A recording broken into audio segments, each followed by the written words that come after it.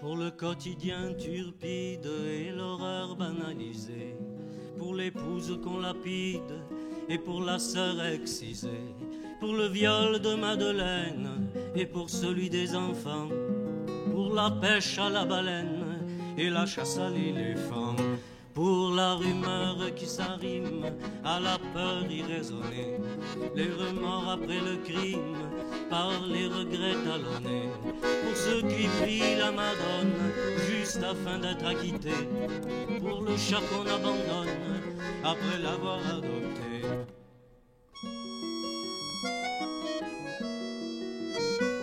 Qui vous impose un point de vue ivoire ébène, qui sans avis, qui trop pourvu, qui pense à peine, qui dit semblant, qui ressemblant, qu'elle méprise, qui peint tout noir, qui tout en blanc, les deux se grisent,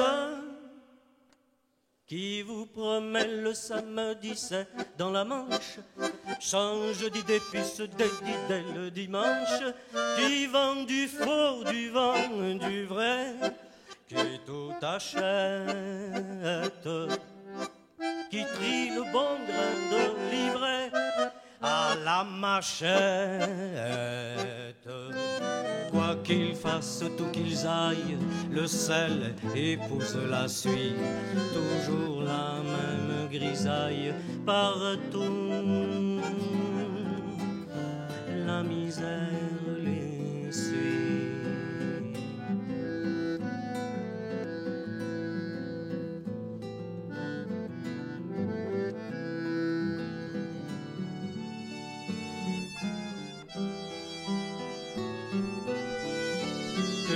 Sèvre mes oreilles du son des tutu-pampans, la musique de Mireille, mais qu'on laisse à mes tympans les envolées triomphales du vent mettre le Mistral, le raffut de ses rafales dans mon univers austral. Que jamais on ne m'écarte des eaux de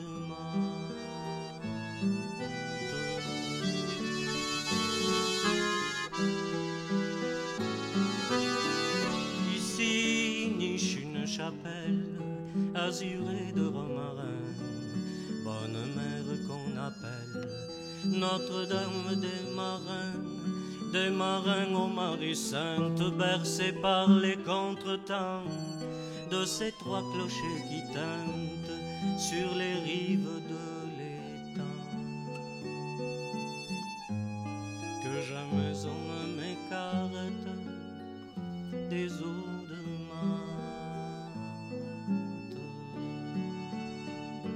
En bourse, un loustic optionne ses stocks, spéculer sans fric bien droit dans son froc, une république daubée qui débloque entre les cyniques et quelques sinocs, défense et cacique au cœur sec, un soc, ami véridique d'un vieux papa et doc. Un canard merdique engraisse un Murdoch, titre en gaélique, Nessie sort du loch, montre du lubrique, fourgue de la broque, de culs impudiques au fond d'un paddock, mystique et gothique, le prophète en toc, vendu messianique, l'adepte du schnock prend pour des reliques, deux ou trois breloques, crie dès qu'on écrit que son gourou l'escroc.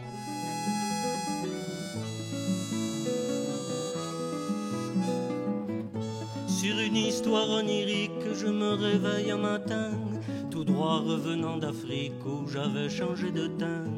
Je vivais en esclavage, avec les miens, ne riez pas, sous le joug de sauvage qu'on appelle négrier.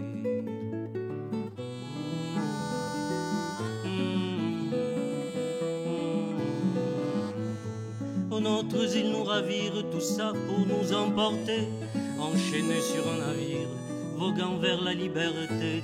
Et lorsqu'ils nous installèrent dans leur cale de malheur, je vous dis pas la galère, la gadoue et la douleur.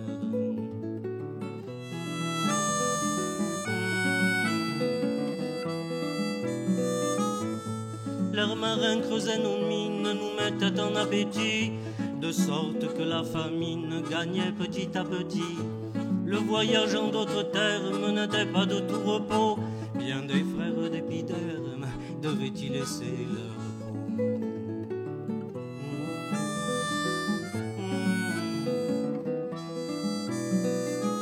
Par goût anthropométrique, tous les matins un maton nous matraque à coups de trique, nous fait tâter du bâton.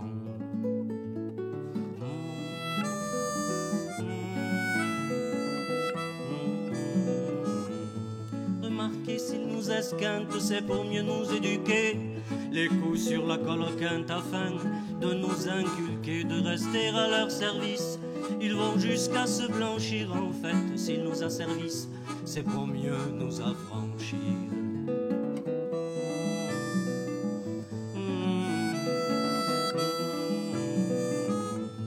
Fatigué qu'on me chahute, qu'on me passe sous la minoire, comme un diable de mahute, je sors la broyée du noir.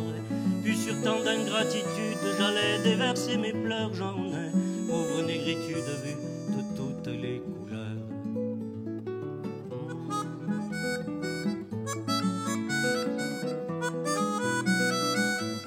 J'aurais pu dans la savane africaine, j'aurais pu naître nègre ou bien havane, tout noir aux cheveux crépus. Hélas, il était écrit que je naisse blanc, mais au fond, j'aurais pu naître en Afrique et jouer du balafon.